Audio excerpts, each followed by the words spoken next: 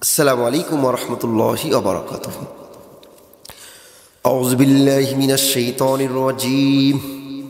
بسم الله الرحمن الرحيم. إن الصلاة تنهى عن الفحشاء والمنكر. رب العالمين বলে, হেই পৃথিবীর মানুষ, তোমরা যারা নামাজ কায়েম করো, যারা নামাজ আদায় করো, এই নামাজ আদায় করবে যারা, অন্যায় কাজ থেকে দূরে থাকবে তারা। কারণ আল্লাহ রাব্বুল আলামিনের ওয়াদা, নিশ্চয়ই সালাত, নিশ্চয়ই নামাজ মানুষকে অন্যায় অশ্লীল কাজ থেকে বাধা প্রদান করে। অর্থাৎ নামাজি যারা, এই নামাজি মানুষগুলো অন্যায় কাজ করতে পারে না।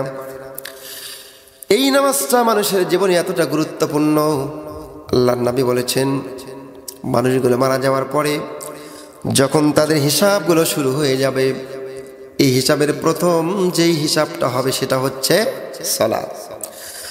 আল্লাহর নবী বলেছেন, আউয়ালু মা ইউহাসাবু বিহিল আবদু ইয়াউমাল কিয়ামাতি আস-সালাহ।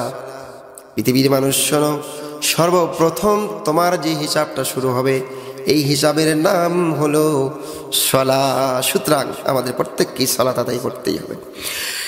এই দুনিয়ার জিন্দেগি যারা 5 ওয়াক্ত নামাজ আদায় করবে, 5 ওয়াক্ত নামাজ আদায়কারীদের জন্য আল্লাহর নবী, বিশ্ব নবী চারটি পুরস্কারের কথা বলেছে।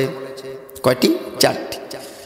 নামাজ যারা আদায় করবে, নামাজ আদায় করনেওয়ালা ব্যক্তিদের জন্য নবীজি 4টি পুরস্কারের কথা বলেছে। এই 4টি পুরস্কারের মধ্যে 1 নম্বর পুরস্কার হলো, যারা পৃথিবীতে 5 ওয়াক্ত নামাজ আদায় করবে, এই নামাজ পড়নেওয়ালা ব্যক্তিদের যখন মৃত্যু হবে, আল্লাহ রাব্বুল আলামিন তাদের মৃত্যুটাকে ঈমানি হালতে দিয়ে দিবে। ঈমানি হালতে মৃত্যু যদি কারো হয়ে যায়, জীবনটা ধন্য হবে। আল্লাহুম্মা আমিন।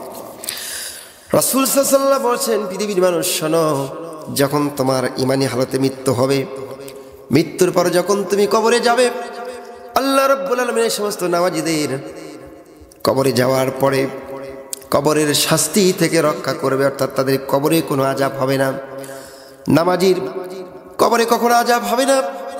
এই নামাজি ব্যক্তিগুলো কবরের মধ্যে শান্তিতে থাকবে। সুতরাং কবরের মধ্যে যদি শান্তিতে থাকতে চাই, আযাব মুক্ত হতে চাই, আমাদেরকে নামাজ ছেড়ে দেওয়া যাবে না। 3 নম্বর নবীজি বললেন, পৃথিবীর মানুষ শোনো, 5 ওয়াক্ত নামাজ পড়ে যদি দুনিয়ার জিন্দেগি শেষ করতে পারো, রব্বুল আলামিন তোমাকে এই জাহান্নামের আগুন থেকে রক্ষা করবে।